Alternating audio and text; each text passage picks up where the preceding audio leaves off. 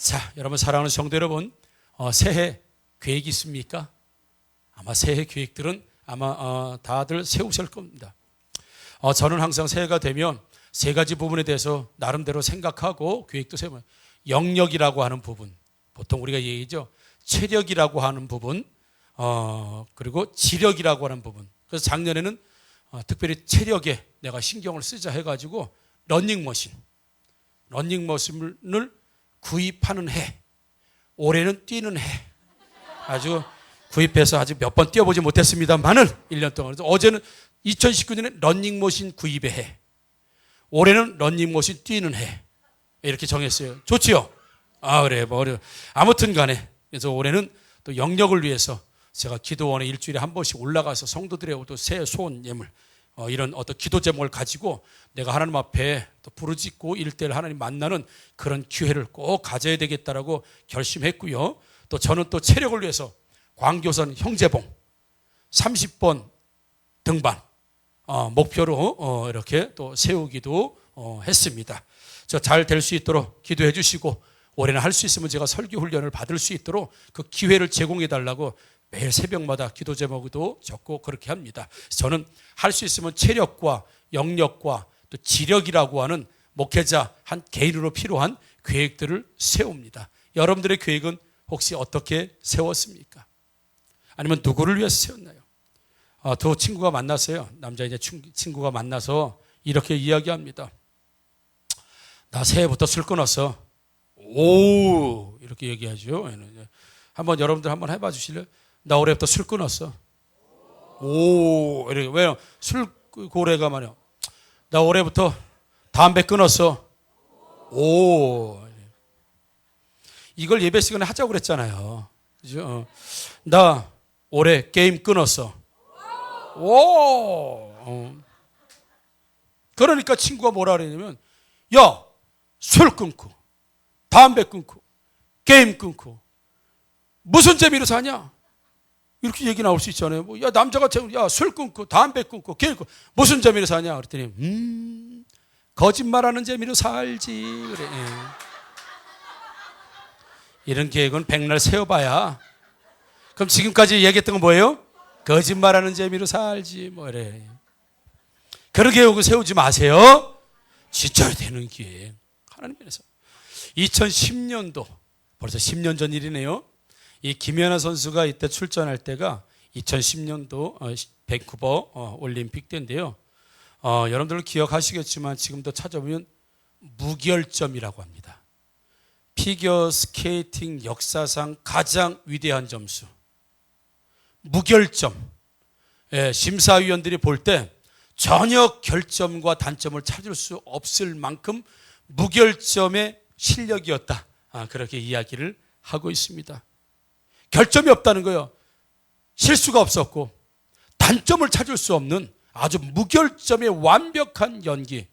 그래서 역대 어떤 올림픽 어떤 점수보다 가장 위대하고 가장 높은 점수로 금메달을 딴 2010년도 김연아 선수의 밴쿠버 우리 올림픽입니다.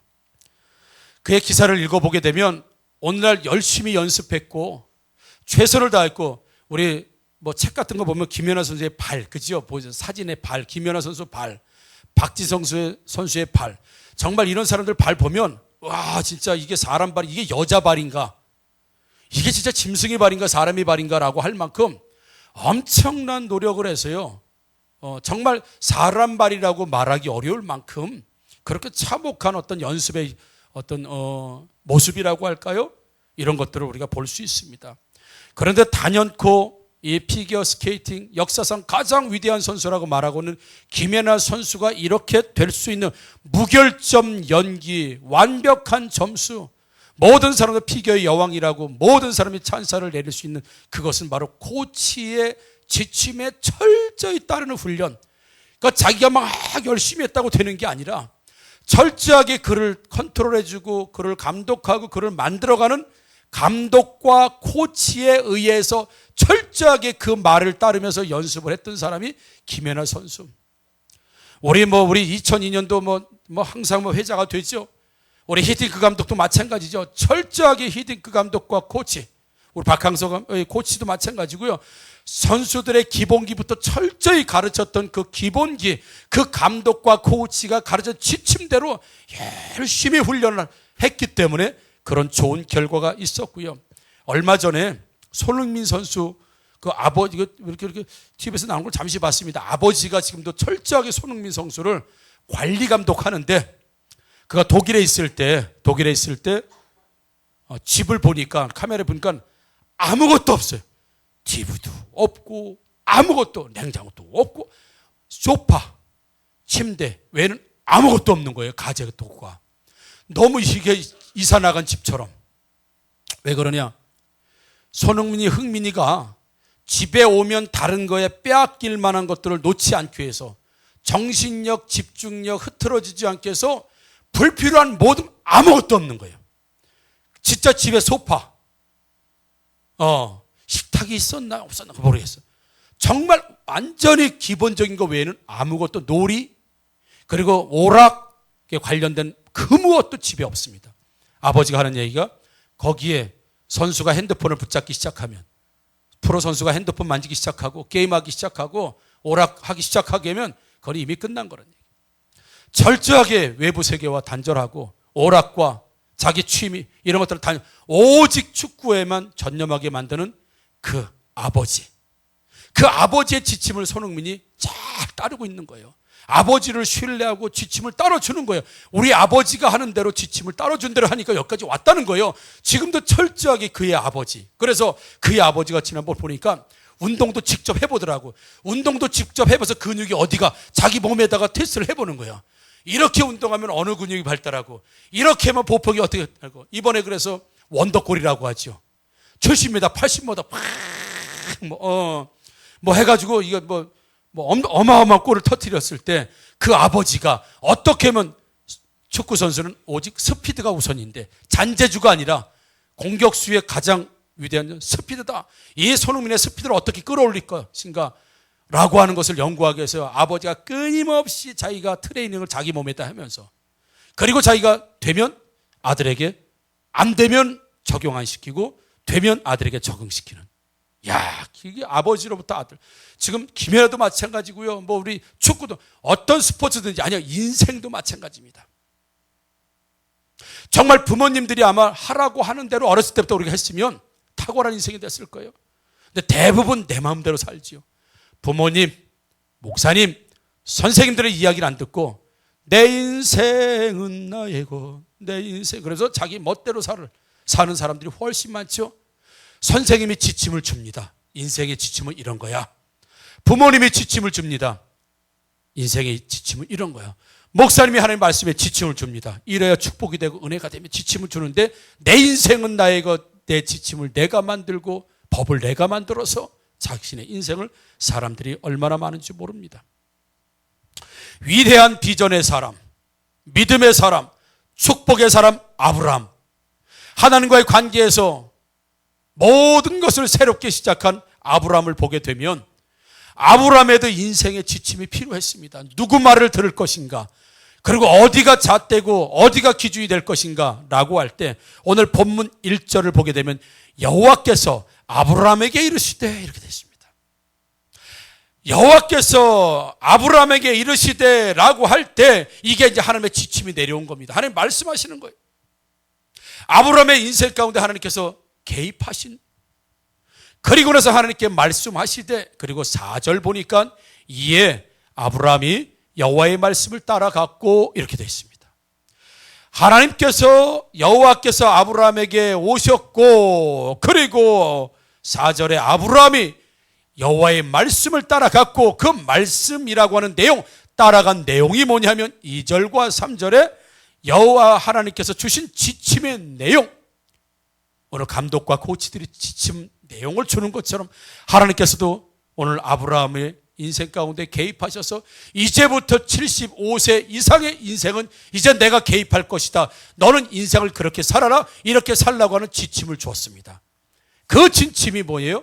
본토, 친척, 아비집을 떠나라 라고 하는 지침. 그런데 여러분, 아브라함은 75세에 이 하란을 떠나게 되는데, 이 75세의 하란을 떠날 때까지 실제로는 행복하게 살았던 사람입니다. 안정적인 삶을 살았던 사람이라고요. 본토도 있었죠. 친척도 있었죠. 아버지 집도 있었죠. 자기를 보호할 수 있는 모든 거, 우리가 본토, 친척, 아비기의 삶의 터전, 행복히 살았던 삶의 터전, 이런 걸 이야기하는 거예요. 그래서 지금까지 아브라함은요 아주 행복하게 살았어요. 크게 어려움이 없었어요. 인생에. 데라 자기 아버지가 다 먹여 살렸고요, 이끌어갔고, 지금 이 말씀을 받은 하란도요 아주 살기 좋은 곳이에요. 아니, 아버지 데라, 아브라함의 아버지 데라가 야 여기 너무 좋다, 야 여기 집 너무 좋다, 여기 먹고 살만하다, 그리고 터를 잡고 아버지가 행복해서 더 이상 하나님 말씀을 안 떠날 만큼 좋았던 곳이에요. 여러분, 아버지가 좋으면 아들도 좋은 거 아니겠습니까? 여러분, 제가 살기 편한 집은 아들도 살기 편하지 않겠어요? 그런 것처럼 아브라함의 아버지 데라가 나는 여기가 좋아, 난 여기가 너무 행복해, 여기가 너무 편해, 여기가 천국인가 봐, 하나님 말씀하시는 여기가 가나안 땅인가 봐 라고 착각할 만큼 좋은 땅에 정착했다고 살았던 그의 아버지, 거기서 아브라함도 같이 살았어요. 아버지가 죽을 때까지 같이 살았다는 얘기죠. 그러니 얼마나 지금 안정적인 삶, 얼마나 행복한 삶, 더 이상 흔들리고 싶지 않은, 그냥 여기서 뿌리박고 싶은 삶의 희망이 얼마나 컸겠는가. 그런데 그곳에서 하나님께서 새로운 지침을 주십니다. 자, 이제 아버지 데라가 죽었으니 너는 이제 본토 친척 아비 집을 떠나고 내가 내게 명령한 땅으로 떠나라고 하시는 하나님의 인생의 새로운 지침을 주었다는 것이죠. 아브라함은 이런 새로운 지침 따를 것인가, 계속 여기에 머무를 것인가? 뭐로 가도 서울만 가면 됩니까? 성경 그렇게 말씀하지 않습니다. 꽝 잡으면 다 맵니까? 그렇지 않다는 거죠. 우리가 그토록 기복신앙을 경계해야 된다고 합니다. 우리 기복신앙 정말 경계해야 된다고 얘기하죠. 그 이유가 뭐예요? 바른 지침을 따르지 않는 결과, 이게 기복신앙이에요. 그러니까 하나님 말씀을 따라갔느냐, 하나님이 원하시는 삶을 살느냐, 그 이후에 하나님 주시는 축복이냐, 그건 기복이 아닌데, 하나님 지침도 없고 따르는 삶도 없고 말씀도 없고 오직 결과에 집중하는 건 기복신앙. 그래서 기복신앙을 그렇게 경계하라는 거예요. 왜? 하나님 말씀도 없지요, 하나님 지침도 없지요, 사명도 없죠, 하나님 말씀은 없죠. 그러나 결과를 원해요. 그게 기복신앙이에요. 그렇게 내가 원하는 것이 있어요?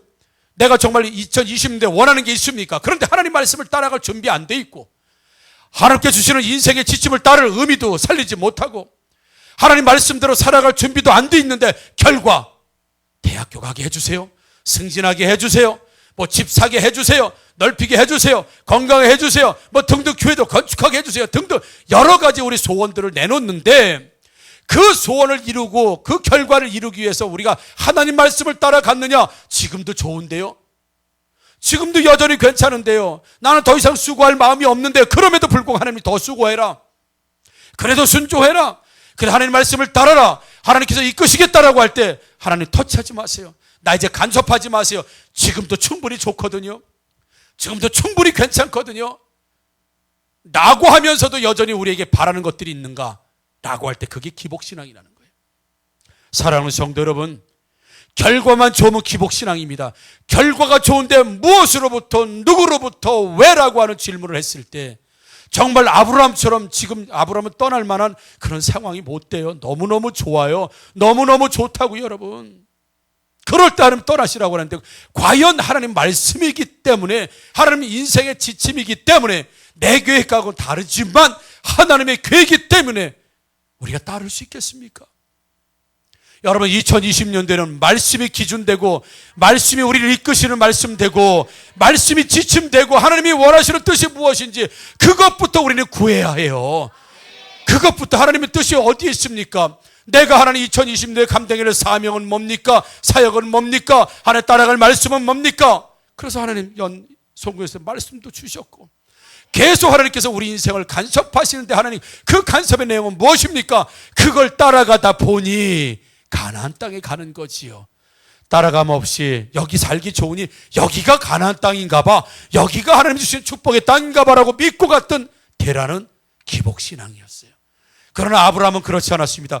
정말 여기가 좋은데도 불구하고 하나님 떠나라라고 말씀이 임하니까 탁탁 털고, 내 삶이 먼저가 아니라 하나님의 말씀과 사명과 하나님의 지침이 먼저 일하고, 그것을 털고 일어나는 순종하는 모습을 볼 때 이 사람의 인생은 무엇이 다스리냐면 하나님 말씀이 다스리고, 하나님 말씀을 지침 삼아 살고, 하나님 원하시는 대로 살면, 그래서 그 결과로 가나안 땅, 젖과 꿀이 흐르는 가나안 땅을 얻고, 그리고 복을 받고 은혜를 받고 풍성해져야 반석위에 세워진 집이 되는 거지요. 과정도 없고 말씀도 없고 오직 복 하다가 뭐가 잘 되면 모래 위에 세운, 그래서 물 장수가 나면 다 쓸려내는, 한때 좋았던 복으로 한때 해프닝으로 끝나는 이유는 뭐냐면 반석 위에 세우지 않은, 하나님 말씀대로 세우지 않은 거기 때문에 이런 일이 일어난다고 하면, 여러분 2020 나 계획, 나 형제번 30번 이런 계획을 세우겠지만 과연 내가 하나님 말씀을 어떻게 따를 것인가, 나는 교회야, 그리고 하나님의 사명을 나는 어떻게 이룰 것인가, 먼저 하나님의 뜻을 내가 어떻게 구할 것인가, 어떻게 따를 것인가, 그리고 그것은 무엇인가. 어떤 분들이 이거 듣는 거 두려워요. 안 할 수도 없고, 그래서 자꾸 귀를 막 그러고 못 듣는 척하고. 그게 편하니까 하나님 말씀은 그게 되라예요. 더 이상 간섭하지 마세요. 여기도 좋습니다. 하란 너무 좋아요. 너무 행복해요. 더 이상 가나안 땅 난 필요 없습니다. 이런 성도들이 얼마든지 있을 수 있습니다. 사랑하는 성도 여러분, 다시 한번 부탁드리기는 2020년도에는 하나님 이런 소원이 있습니다. 결과만 놓고 기도할 뿐만 아니라 그 결과를 이루어지는 과정 속에 정말 아브라함처럼 하나님 말씀을 따라갔는지, 하나님이 임재하셨는지, 그분이 역사하시는 축복인지를 한번 따져보고 결단해서 나는 올해 이런 결심을 했습니다라고 하는 그 결심이 하나님 말씀을 따르는 결심, 비전을 이루는 결심, 하나님의 뜻이 내 소원이 되는 결심들 되시기를 주님의 이름으로 축복합니다. 여러분, 그래서 그냥 드리는 말씀이지만 이런 찬양 있잖아요. 주님 말씀하시면 내가 나가리라, 주님 뜻이 아니면 내가 멈춰서리라, 찬양 있잖아요. 근데 이렇게 살아야 되는데, 누님 말씀하시면 내가 나가리라, 누님 뜻이 아니면 내가 멈춰서리라. 주님 말씀하시는데 우리 누님이 일하셨거든요. 누님은 세상 사람 이야기하는 겁니다. 세상같이 이야기합니다. 주님 말씀하시면 내가 나가리라, 이런 결단하고 나는데 누님이 말씀하시면 내가, 누님이 하지 말라고 그래서 세상의 가치가, 세상의 행복이 하나님 말씀보다 앞설 수 없습니다. 사랑하는 성도 여러분, 누님이 이끄시는 새해가 아니라 주님의 말씀이 이끄시는 새해가 되기를 주님의 이름으로 축복합니다. 그래서 나는 이 비전과 사명과 말씀을 어떻게 이룰 것인가, 그래 이 말씀을 이루고 이 말씀을 계획하고 이 말씀을 내가 얻기서 나는 3월 달에 반드시 10차 양육반에 들어갈 거야, 이런 계획들 말이죠. 2월 달까지만 다니다 3월 건너뛰고 4월에 와야지, 오직 그런 거 말고 나는 하나님 말씀을 따라서 어떤 계획을 우리가 하나님 말씀을 따라서 어떤 계획을 세우고 있습니까? 양육반의 계획을 세우고 있습니까? 제자대학의 계획을 세우고 있습니까? 성동통독의 계획을 세우고 있습니까? 나는 무조건 아멘 하겠다는, 정말 교회와 하나님 말씀하시면 나는 무조건 아멘 하겠다는 순종의 계획을 세우고 계십니까? 어떤 계획을 우리가 하나님 말씀 따라서 세우고 있습니까? 사랑하는 성도 여러분, 하나님의 머무는 인생의 계획을 따라갔던 데라의 기복신앙이 아니라 여전히 하나님 말씀하시면 내가 나아가겠습니다, 하나님 뜻이 아니면 내가 멈추겠습니다라고 하는 하나님 말씀에 의해서 가기도 하고 멈추기도 하고 살기도 하고 죽기도 하고, 그래서 하나님 주시는 반석에 세워진 축복으로 넘치는 여러분 새해가 꼭 되시기를 주님의 이름으로 축복합니다. 아멘. 우리 함께 찬양하도록 하겠습니다.